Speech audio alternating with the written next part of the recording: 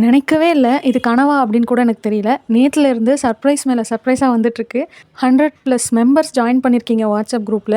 நெறைய டிஎம்ஸ், நெறைய message. 700 followers வந்திருக்கீங்க.